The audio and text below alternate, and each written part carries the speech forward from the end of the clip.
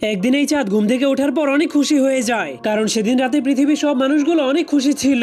কিন্তু তখনই চাঁদ দেখতে পায় একজন মানুষ বসে বসে আকাশের ছবি আঁকছে। যা দেখার পর সে নিজের ছবিকেও আঁকানোর জন্য অনেক সুন্দর সুন্দর স্টাইলে পোজ দিতে শুরু করে দেয়। কিন্তু তখনই সে দেখতে পায় সেই লোকটা তার ছবিতে চাঁদ না এঁকে শুধুমাত্র তারার ছবি আঁকছে।